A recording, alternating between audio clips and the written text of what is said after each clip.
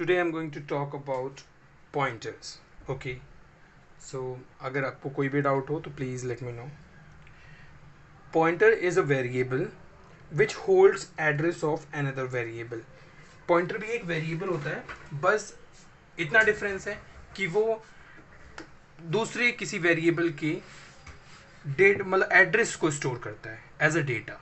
ठीक है, तो हम उसको डिफाइन भी सेम जैसे हम किसी वेरिएबल को डिफाइन करते हैं वैसे ही हम एक पॉइंटर को भी डिफाइन करते हैं. ओके, जैसे अब मैं यहाँ पर लिख रहा हूँ इंट ए.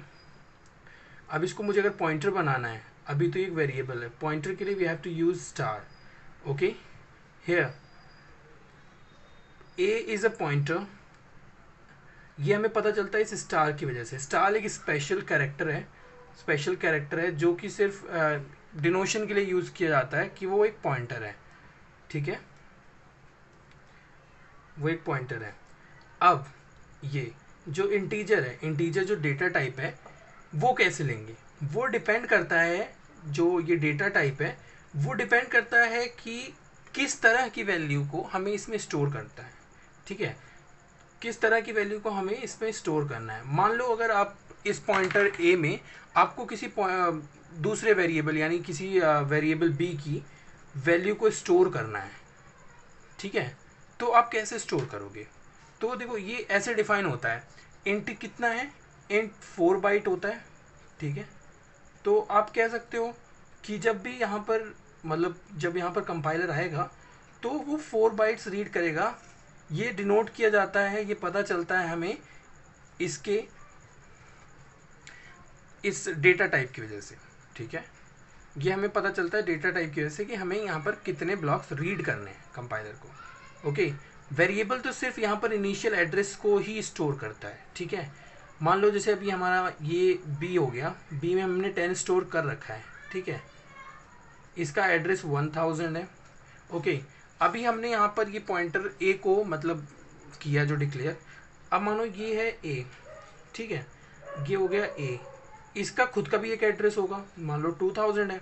अब देखो, अब हमने यहाँ पर क्या किया, हमने ए में एड्रेस ऑफ बी पास किया. M%, इसे हम कहते हैं M%. किसी भी वेरिएबल के एड्रेस को देने के लिए यूज़ किया जाता है. ये उस वेरिएबल के एड्रेस को देगा. और वेरिएबल क्या होता है, सिंपली एक रेफरेंशियल एड्रेस लेता है, यानी ये सिर्फ इसका स्टार्टिंग एड्रेस लेगा. ठीक है, इसका स्टार्टिंग एड्रेस लेगा. इसके बाद 4 बाइट्स है तो इसके बाद और भी ब्लॉक्स होंगे इसमें, वो अकॉर्डिंगली बढ़ता जाता है. ठीक है, अब देखिए यहाँ पर हमने ए इक्वल टू M% बी कर दिया, यानी इसके अंदर क्या स्टोर हो जाएगा, ए का एड्रेस. ठीक है, सॉरी बी का एड्रेस जो कि ये है, इसके अंदर अभी बी का एड्रेस स्टोर हो गया.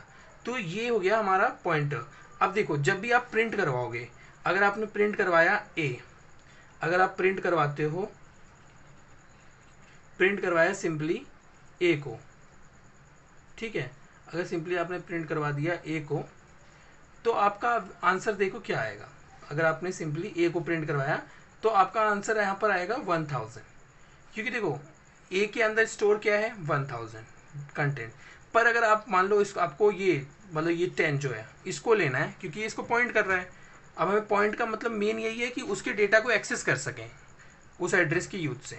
तो अब कैसे करेंगे, प्रिंट एफ परसेंटाइल पी. अब देखो परसेंटाइल पी क्यों, किसी मतलब इसका टाइप स्पेसिफायर जो है पॉइंटर के लिए वो परसेंटाइल पी होता है. ठीक है, वो परसेंटाइल पी होता है. अब इसका आंसर 10 है.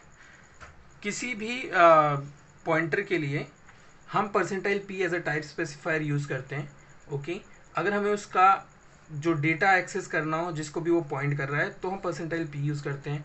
पर अगर हमें उसका कंटेंट जानना हो कि ये जो है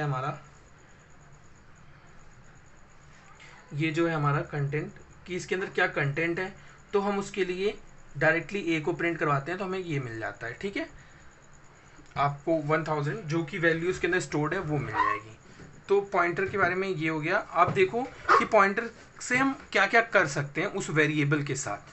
तो मैं आपको वो बता देता हूँ कि हम पॉइंटर्स के साथ क्या क्या कर सकते हैं. ओके, सबसे बड़ी बात मेन बात होती है कि हम पॉइंटर के यूज़ से हम किसी भी वेरिएबल के डेटा को भी चेंज कर सकते हैं, किसी भी वेरिएबल के डेटा को चेंज कर सकते हैं, ठीक है। जैसे मान लो अभी हमने यहाँ पर किया था, ये हो गया हमारा 10, ओके। वेरिएबल ए, इसका एड्रेस हो गया 1000, ओके। अभी हमने यहाँ पर एक पॉइंटर बी को डिफाइन कर रखा है जिसका एड्रेस है 2000। अभी हमने ए में मतलब बी में ए को डाला, यानी बी इक्वल टू एम्परसेंटाइल ए, ठीक है। अब यहाँ पर क्या हो जाएगा, यहाँ पर आपका आ जाएगा 1000, ठीक है। 1000 आ गया। अब देखिए क्या होगा, अब 1000 आ गया। अब यहाँ से आप क्या क्या चेंज कर सकते हो पॉइंटर के यूज से वेरिएबल में, और यही उसका आगे चल के बताऊंगा कि और भी क्या इसकी वजह से इश्यूज आ रहे हैं, ठीक है। तो यही इसकी वजह से आप क्या कर सकते हो, मैं ये दिखाता हूँ। पहले तो आप मानो कि आप पहले पॉइंटर की मदद से इस वैल्यू को भी बदल सकते हो, इस वैल्यू को भी बदल सकते हो। जैसे अगर आपने पॉइंटर बी इक्वल टू 20 कर दिया तो ये यहाँ पर अफेक्ट करेगा, ये 10 20 हो जाएगा, ठीक है। अब एक और चीज़ कर सकते हैं आप यहाँ पर, अभी बी यहाँ पर ए को पॉइंट कर रहा है, लेकिन आप अगर बी के अंदर किसी तीसरे वेरिएबल का, यानी मान लो एक सी वेरिएबल है यहाँ पर जिसका एड्रेस 3000 है, उसके अंदर कुछ भी कंटेंट हो सकता है, मान लो 40 कंटेंट है, ठीक है।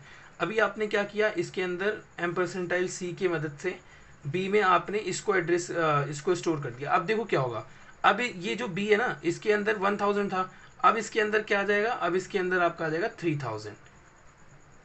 अब क्या हुआ, अब जब प्रिंट करवाओगे आप परसेंटाइल बी, तो ये आपको आउटपुट देगा 40, ये इसको एक्सेस कर पाएगा। और बी के अंदर क्या, बी का आउटपुट होगा 3000, ठीक है, ओके। तो ये चीज़ें थी। अब देखो ड्रॉबैक, ये इसका कुछ ड्रॉबैक हो गया यहाँ पर, जब आपने सिंपली पॉइंटर को यूज़ किया तो यहाँ पर एक ड्रॉबैक है कि देखो, एक तो आप इसकी वैल्यू को टेम्पर कर पा रहे हो, 20 कर दिया आपने, जैसे इसकी वैल्यू को आप टेम्पर कर पा रहे हो यहाँ पर। और क्या कर पा रहे हो आप यहाँ पर आप दूसरे को पॉइंट करना शुरू कर दिया, तो एक तो यहाँ पर देखो आपका डेटा लॉस हो सकता है, ओके। पहले आप इसकी वैल्यू को आपने बदल सकते हो, तो यहाँ पर डेटा लॉस हो सकता है, ओके। और दूसरा, अभी आपने पहले तो आप बी को पॉइंट कर रहे, वो ए को पॉइंट कर रहे थे, ओके, पर आपने यहाँ पर क्या किया, आप सी को पॉइंट करना स्टार्ट कर गए, ठीक है। तो सी को पॉइंट करना स्टार्ट करते ही क्या हुआ, आपका यहाँ से डेटा डिलीट हो गया। मान लो कि अगर आप कहीं दूसरे फंक्शन से कहीं से भी एक्सेस कर रहे होते, तो एक तरीके से तो आपने वैल्यू खो ही दी थी। तो इन सबको अवॉइड करने के लिए हमारे पास और ट्रिक्स आती हैं, अभी मैं आपको इसमें बताता हूँ। जैसे कि एक हमारे पास आता है कांस्टेंट नाम का कीवर्ड, ठीक है।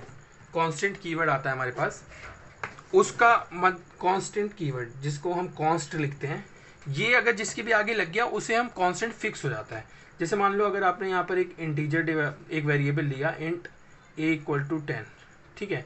अगर आप यहाँ पर लिखते हो ए इक्वल टू 20, तो अब जब प्रिंट करवाओगे तो ये ए यहाँ पर आके, यहाँ पर अगर प्रिंट कराते तो यहाँ पर ए 10 होता, यहाँ पर ए 10 है, ठीक है।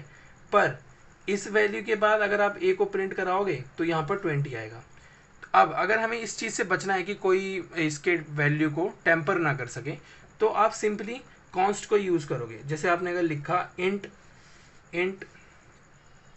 कॉन्स्ट ए इक्वल टू 10, तो अगर आपने इस इंट ए मतलब कॉन्स्ट ए इक्वल टू 10 लिखा, तो अगर आप कोशिश करोगे यहाँ पर मान लो ए को 20 करने की, तो कंपाइलर आपको डायरेक्टली एक एरर देगा कि आप किसी कोई एक वैल्यू है जो कि कांस्टेंट है, यानी रीअसाइनेबल नहीं है, उसको आप एक नई वैल्यू को असाइन कर रहे हो, यहाँ पर एक एरर आएगा, ठीक है। अब हम इस कांस्टेंट वैल्यू का कांस्टेंट का यूज़ करके, कांस्टेंट कीवर्ड का यूज़ करके 4 केसेस बनाएंगे, और उन 4 केसेस, जैसे कि आप 4 केसेस मैं आपको बता देता हूँ। 4 केसेस बनाएंगे। 4 केसेस में पहला केस होगा आपका पॉइंटर टू इंटीजर, दूसरा केस है कांस्टेंट पॉइंटर टू इंटीजर, तीसरा केस है आपका पॉइंटर टू कांस्टेंट इंटीजर, चौथा केस है constant pointer to constant integer. Okay, तो देखो हर किसी में कोई ना कोई परेशानी है, कोई ना कोई ड्रॉबैक है जिसकी वजह से हम दूसरे के पास आ रहे हैं। और यहाँ पर आके हमने काफ़ी लगभग सारी ही प्रॉब्लम्स को, ड्रॉबैक्स को सॉल्व कर दिया है। ठीक है, ओके।